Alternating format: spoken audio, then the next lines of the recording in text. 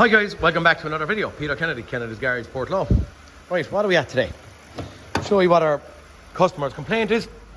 So, we have tire pressure monitor light on, check engine light on, collision prevention assist light on, traction control light on, DSC malfunction. There's probably another couple of them. TPMS malfunction. Come on. SCBS malfunction. Maybe there's more, maybe that's it, maybe we're back. SCBS clear windshield completely. That's only because my bonnet is up at this point in time, so we're not paying any attention to that at this point. Now, what faults do we have? A couple of people have been communicating with me about these faults. P2263 turbocharger, supercharger A boost system performance. I'm fast going to go in and give you a little bit of a look at what I'm looking at and what I'm seeing at this point in time.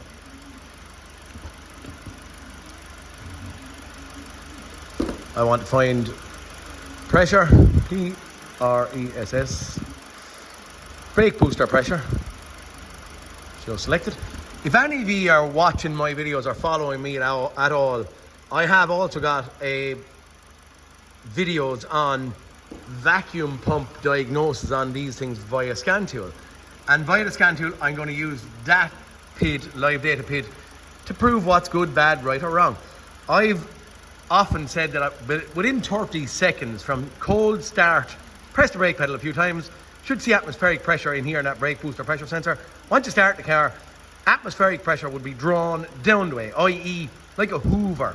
The vacuum pump basically is sucking the atmospheric pressure out of that brake booster system and drawing it down to what I would say below 10 kPa. We have 12.4 now. It was actually a little bit higher. Hover around 14, but these things are kind of weird. And why are they weird? They're only a little bit weird because once you stop the leak, the pressure will come down to 7.5, stay down there once you take off the blockage again, and they don't seem to create a problem from there. So if we're looking at this pressure, what have I done? To create a bit of room, I have started the car, I've ran the car. Once the car has been running, then I get a jump lead from my groovy booster pack again. Put jump leads connected onto the fuel rail in this occasion, and I put the positive terminal onto the battery positive. That gives me the option then to get out the battery tray and the battery. So there's the battery, there's the battery tray. Now, at that stage I can get in at a couple of solenoids down here, and we know from numerous videos of mine, we have 1, 2, 3 controlled solenoids in there. A little bit weird at this point in time. What's the little bit weird? As I said, if I get rid of that leak, that pressure comes down, and the minute I allow the leak back into the circuit, well, lo and behold, it doesn't, go back up. It holds that 7.5 kPa. So that little vacuum line, there's a new vacuum pump on this, by the way. That little vacuum line coming out just there, that's going up to the brake booster up here and the pressure sensor in there. That little vacuum line, if I crimp that, I'm only using the voice in this case. If I crimp that, that would go down to 7.5. So what I wanted to do while the car was running, I wanted to go along, leave the pressure. I have crimped it and it has dropped a bit, and I stopped just for the video, I suppose, running forward in true and consecutive, I suppose, mantra, whatever you want to call it. There's three solenoids, 3 vacuum canisters, one for the wastegate, one for the regulating valve, which regulates between both turbos, and then one for the actual changeover flap that's sitting down and or in there. So I have a leak somewhere. So I thought if I could get in here and block off these vacuum canisters individually, I could prove which one is doing that. But lo and behold, I can't. So if I went along, and maybe this is going to be long-winded again, but block that. Now the wastegate at this stage is not drawn open, so we have very little control going through our solenoids here.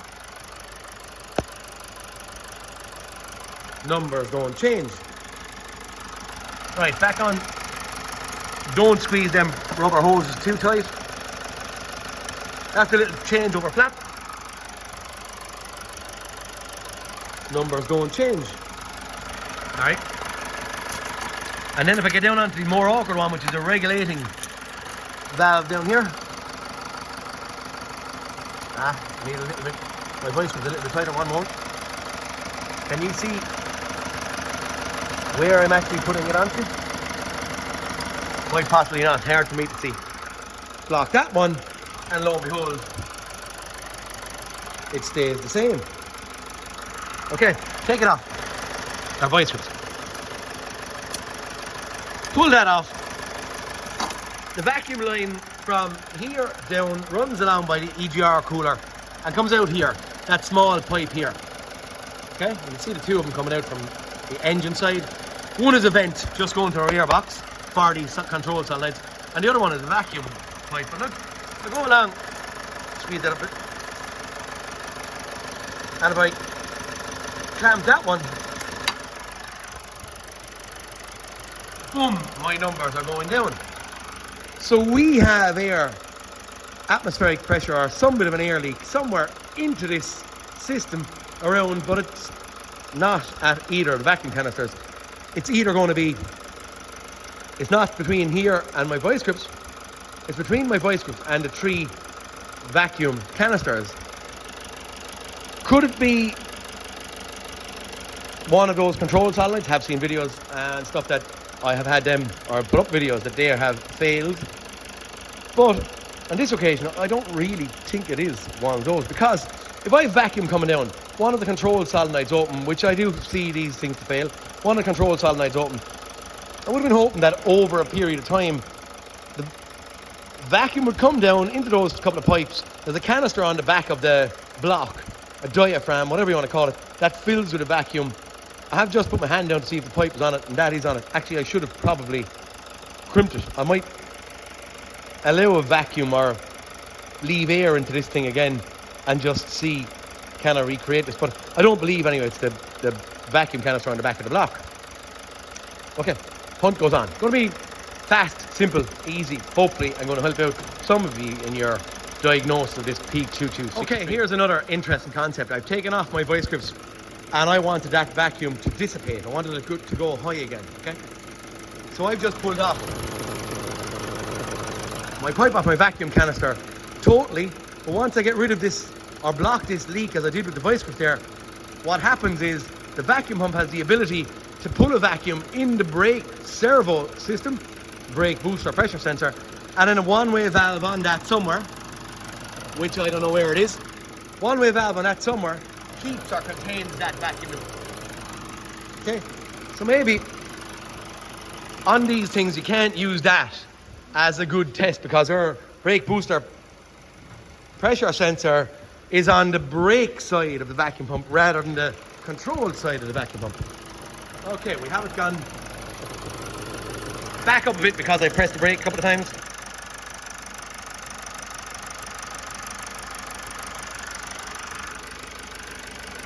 Now again, this thing will only be able to put about 14 or so kPa, kilopascals. I think we're back to maybe a MIDI vac in here and try and point out or find out where the heck we're going. Maybe and or potentially is our brake booster information not enough for us right now to pinpoint. Maybe, I suppose if anyone wants to be thorough, maybe if you teed in a vacuum gauge in and onto the small line somewhere, well, lo and behold, that would tell you what's in the actual control for the turbos and stuff side of it. At this point in time, all we can draw is 20 kPa. But as I said, we want and need that down below 7. Well, down as below 10, maybe down as far as 7.6 is what they really should be in, with a new vacuum pump like we have on this. A couple of seconds later, I've just reached down with my vice grips, got it onto that canister that's bolted onto the back of the block, and I've crimped off the pipe. So vacuum canister out of the equation, still 20 kPa. I'm going to start clamping off vacuum pipes, maybe coming to the control solenoids one by one, and see where if we can get any of them to pull up this thing. Not only one by one, consecutively. So I'm going to leave the vice grips on below and I'm going to start clipping off other hoses along the way and see what's going to make that change. Okay.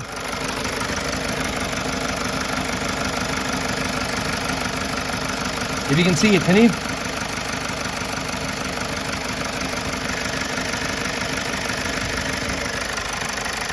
It's just a brake line crimper. That's on that control solenoid here, close to the chassis leg. What am I going to show you next? I have another one in there. I've actually crimped the other one already, and I saw this pressure coming down. Go down here and look. 20 kPa. How did I recreate that? I just rambled around, pressed the brake a couple of times, introduced some atmospheric pressure into the system, in the brake booster system, and now I'm going back down to squeeze that. So, how am I going to... I'll actually work with my hands, but keep ye focused on that. Does that make sense? I don't think I'm going to get it all in one shot. Right, so... the next one I have hanging in here. Can you see it? You can see there? On the vacuum line, on that control solenoid. So the thumb screw just there. I'm going to twist that, and I might get you to have a look at this thing. And I'm aware it's noisy, but I want you to see. So in goes my hand, and I'm going to start twisting that thumb screw.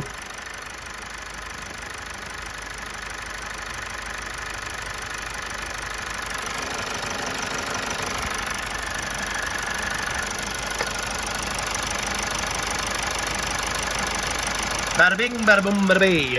Right. So, is it that canister? Sorry. Is it that control solenoid, or is it a plumbing effect thereafter? So the next thing I'm going to do is pop off this again. In a little bit of an awkward position. What's it actually controlling? I'm just looking. Come on. I'm wedged in there, lads. All I want to do is get it out fast and easy. Okay, that control solenoid is controlling the wastegate up here. We know after clamping that it didn't do anything for us. That's 7 kPa. We're going to press the brake pedal a couple of times and allow that to introduce vacuum into the system again. We're back with crazy numbers. Okay, is it... What I'm doing now is I'm going to crimp the control side. I don't feel any damage on that hose. I'm now going to... Can you see it now? Ah, you can. I'm going to crimp that control side.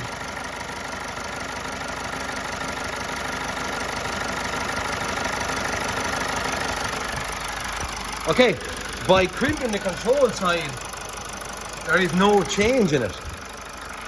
What would happen if I crimped the vent side to it? I don't know, we'll see. Okay. Crimped, clamped, whatever, maybe someone will say I'm using the wrong terminology. 1 minute. I just need to open that. I needed my second hand. Okay, so we can get that to stay in there now somewhere. So I can twist that thumb screw. And we just see, where is this vacuum going? Okay. See that?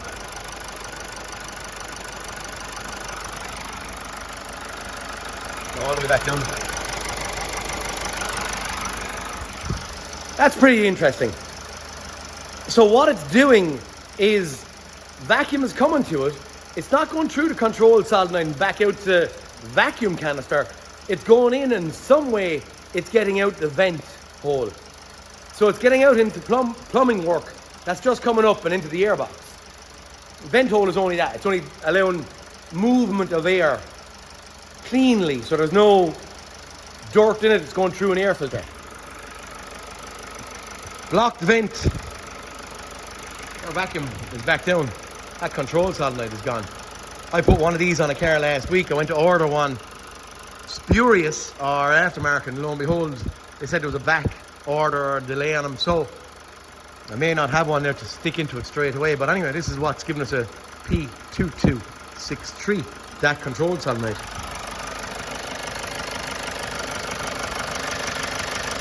This one. Okay. And you can see I've just blocked the lower down one. So we have, you can see there, 1, 2, 3. Vacuum is on the top, control is in the middle, vent is down the bottom. If that makes sense. Get a control. Okay, 2 little tests just to prove our concept. Control solenoid here, not from that car. It's the second hand one I got outside in the yard. I have a vacuum pulled in there on the vacuum side of that control solenoid, and it's holding and or maintaining it. We still have our 7-point odd, so that's only just a replacement part, alright? I'm only just, this is the second little test I'm doing. I'm just going to do 1, 2, 3 presses on the brake pedal. Hit that on the way out. And as I said, within 30 seconds I want that thing down below 10. If we can get it, and may hold on there for a moment. Bang, there's our 10 number. Okay, so just to prove that our blockage in here, blocking that pipe, is resolving our vacuum problem. That control solenoid can still hold it, and I'll do the same test on the one when I take it out of the car. Okay, control solenoid out. Here's the one we tested a moment ago, which is good. Nice clean dirty one. I sprayed Easenile on these bolts because sometimes they can be awkward. I'm on vacuum. If I draw,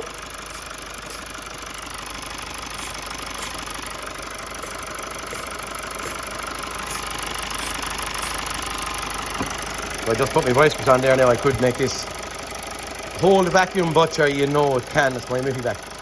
That job. Now I'm going to tell you also, I went out to a couple of cars that I own around here, Mazdas, and I had a look, and 2 of them had that same draw through problem. So it's probably quite common on these things. You have seen a video about it. Maybe this might be a little bit more real life testing and stuff, and containing that 2263. We're going to throw in that chuck. While we've that in, we're going to take off our bits and pieces. I still didn't turn off the car. Little pointer on taking these things out. The bolts can be quite hard to get at the bottom. You have to take out the whole kit and caboodle that's holding down these things. I find if I loosen off one of them, a couple of threads, and then wedge the screwdriver underneath, once I put pressure on the bolt as it's coming off, the nut will come off all the way. Hence the bit of Easenile. But for now anyway, we're going to reinstate it.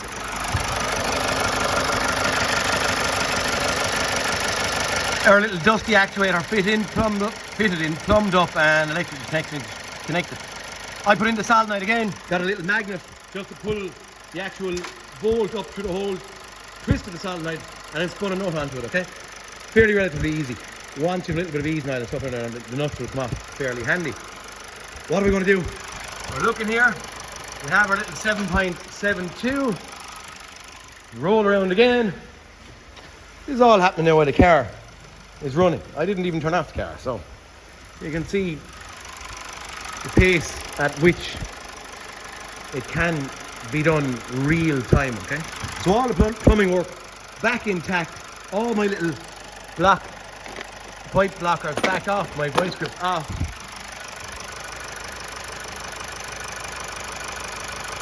And boom, back underneath the 10 kPa. Happy days. Whoop. Nearly fell over the lift. Anyway, I was going to say, that's it for this one. You don't need to see any more. Vacuum related faults, P2263, that control solenoid. I suppose for anyone that doesn't have a huge amount of equipment, you kind of need a scan tool to look at brake booster pressure. Maybe you don't even, because a midi vac onto that pipe there, you should be able to pull a vacuum fairly relatively fast. So, 10 or 15 pumps should be able to contain and hold the vacuum in that system. If they're not, there's something wrong down here, plumbing wise, as in the pipes. Straightforward enough. One of those ones that we had done some work to this. So we had done an intake manifold decarb and a few bits and pieces like that. So the long and short of it is, yeah, things go wrong and sometimes you can't catch them all. But for anyone who's on that 2263, there we go. That's kind of a little fast point right there. Getting long-winded now, so I'm going to apologise and turn off and say I'll see you all in the next cartoon. Peter Kennedy, signing out. Talk to you later, guys. Little bit of bonus footage. Did we create any additional fault codes while unplugging items, I wonder?